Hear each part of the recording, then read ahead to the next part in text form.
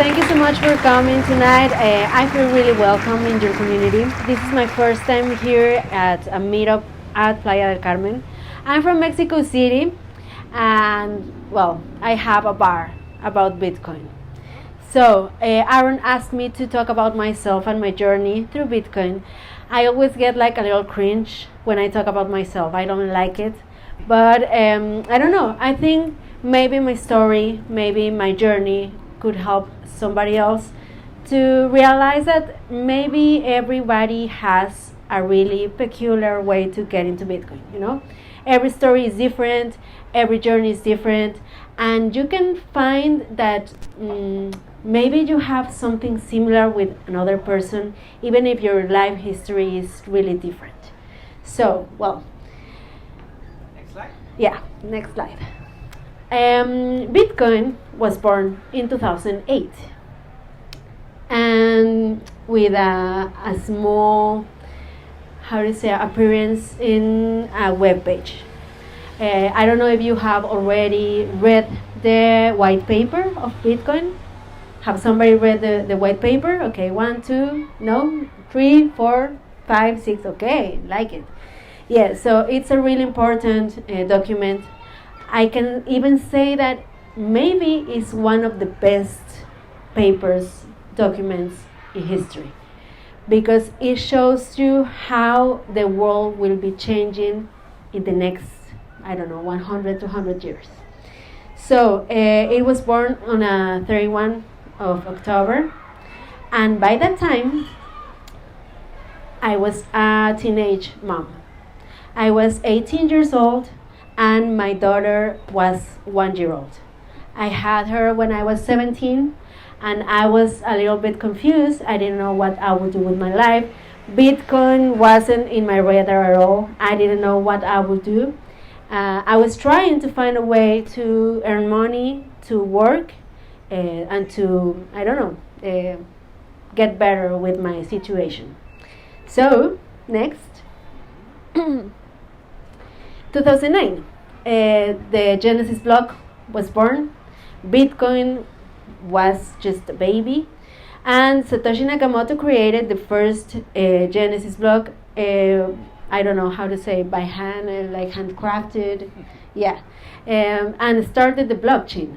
In 2009, I started working in a school, and I worked there like 10 years, almost 10 years, and that gave me some skills to teach people, to transmit the knowledge, and can put the really complex things in life in small words that everybody can understand. So 2015, I was 25 years old, and I didn't know what to do with my life again. I was really confused. I don't know if somebody have been in a life crisis when you realize that the life that you're living is not the one that you want. So I just threw it all away, and I was like, okay, I have to start again. And it was the first time that I heard about Bitcoin. In a newspaper, there was an article about a guy that was getting really rich with Bitcoin, and I was like, okay, let's check it out, what it is. And I searched, okay, Bitcoin. Buy Bitcoin here, invest here, bang. But what the hell is it? How it works? What is it? And nobody could tell me what it was on web. Maybe I wasn't able to really search for what it was. But I was really confused, and if I have learned something in life, is not to invest money, not to put money in something that you don't understand. It's the dumbest thing you could ever do. So I just passed it away. I started my new life, and by that time, since I was a teenager, I was really into punk metal music. And in 2017, I was collaborating with a friend of mine that had an independent record company, that was producing some bands, some metal bands. So he asked me to come to go to Japan with him to a festival, a metal festival. And I started saving some money for the trip. I asked a friend of my mom where I could put that money, just a couple of months to have a little bit more. And he told me, okay, I know you're into really weird stuff. And I have a friend that is really in a really, really weird stuff, so I know that you will like it.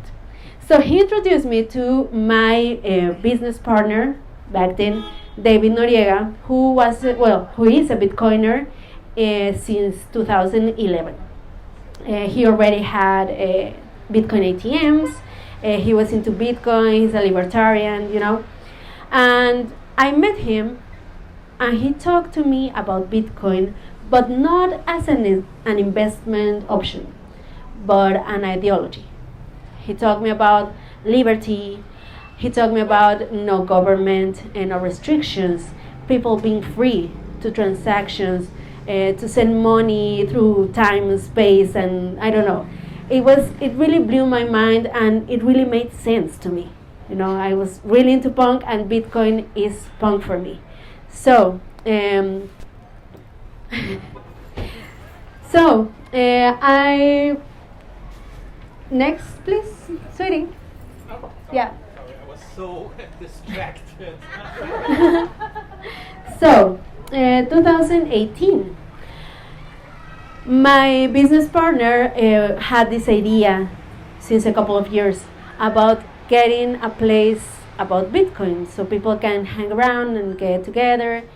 And I had a small cafeteria around year 2016, 2017, and I realized that I really like it. So we started talking, and I told her, okay, small detail. I studied social psychology, so I know the importance of communities to build revolutions, to build movements in time and everything. So when he told me his idea, I said, okay, I think this may work, and I think Mexico is a great place to start because it's one of the biggest cities in the world. It has a lot of really smart people, and it's like the best place in technology in Latin America, kind of. So we started developing the idea of Bitcoin Embassy Bar. My friend, my partner was like, okay, we have to make a cafeteria, and I told him, okay, no, we're in Mexico, we have to sell beer and alcohol because that's what we do in Mexico City. So I found this place in Mexico City, in Roma Norte, Medellin Street, and it looked like this. It was a really shitty place, forgotten for, I don't know. So we started the process of getting it better, and we opened on December 2018. So this is the original team, and now two of these people still working with me. One of these is my manager at the place, and we have been open for 4 years. And if you know how the restaurant business is, I think it's really complex to make people stay. They always changing works, and they have been with me for 4 years now, and I'm really proud of them because they have been growing with me and supporting me. If it wasn't for them, then I wouldn't be here, or even in other places. So this was the first pictures of Bitcoin Embassy, and these were our first meetups. For people, 5 people. Well, in good times, 5 people. In bad times, 1. But you know what? When you start building a community, you don't have to give up. You have to keep going. Even if nobody shows up, you just keep going. You just keep going. Be constant. Because if you don't do that, then you don't have the passion that requires to get a community together. You have to be really sure about what you're doing. And that's what kept me going with Bitcoin Embassy Bar. We didn't make any publicity or anything. We just opened one day, and the community started showing up. They saw Bitcoin. Okay, what the hell is this? get inside and meet people there, and yeah, this was one of our first meetups. Later, that same year, there was how do you say, an event on Guadalajara that's called Talentland. Nobody knew me back then. Nobody cared about me, but I realized that I had to be there just to check out what was going on. It was the first time that was opened something called Blockchain Land in Talentland. People started showing some interest in blockchain and Bitcoin, so I had to be there. I started with my punk identity. Even if you see me like this, I'm this when nobody sees me. So next. And we accomplished 1 year. This was some event that we made. People start showing up. Some different communities started getting together at our place, and we started making a really big community from small communities. Some people, like Tom Bay's profile, I don't know if you know him, but he's a really old OG on Bitcoin, and he has been for several times. And it was one of our first international speakers at Bitcoin Embassy Bar. Next. Some people started like, what the hell is this? We had to make an interview. And then I realized that my life really was going to change, because the only thing that I wanted to do was to build a community and to have a business, a restaurant, and that's it. But people started asking me about it, asking me for interviews, and I was really, really, I don't know, dumb in camera. I didn't know how to act. I didn't know how to speak. I was scared of what was going on, but I still do it by now. And yeah, those were my first interviews, and that was the first time that I spoke in public. That was my first time speaking public, and it was in my bar. I was really, really nervous back then. You don't know, I was shaking, my legs were tumbling, And I talk about Bitcoin and wallets and how to make really secure ways to save it. So yeah, and this was my community. Then we had some other events, then some international speakers also. Then some people started inviting me to other places. I gave a masterclass at Mastercard at IPN, that is a university. Some meetups like Brands, Binance, and everything. And yeah, it was really going really great. Next. I went to La BitConf. I wasn't the speaker then. Nobody knew there who I was. That was the first time that I saw Aaron on stage. So I knew who he was, but he didn't know who I was. And this picture is really significant to me, because when I went on stage, I wasn't the speaker. I just sneak out, get up and took the picture. And I thought to myself, okay, I have to be in this stage someday as a speaker. I don't want to be just an attendee and listen to other people. I want to be here on this stage, and this picture is really significant to me because of that. Then, 1 year, 2020, Max Kaiser visited us, Stacy Herbert. It was, really great event. Nobody could fit there. Even here are the restrooms. People were in the restrooms just like trying to see what was going on outside. And yeah, and they talked to us about something that was called COVID. And we were like, oh yeah, they didn't want to shake hands or anything. And we were like, what is going on? There's no importance, what is COVID? And then, on March, the authorities of Mexico told us that we had to close everything. We had to close our restaurant.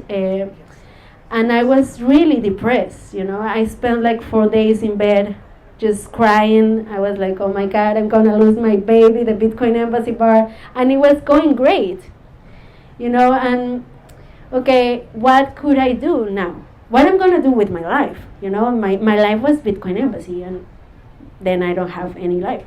So, next, yeah. We started hanging around on Zoom. I don't know if you ever did this, like getting drunk on Zoom. Yeah? Who did it? Several times, yeah. Me too. Yeah, it was every Friday. Some other places started showing this kind of cards, like, oh, really, thank you for buying our food, for keeping our work.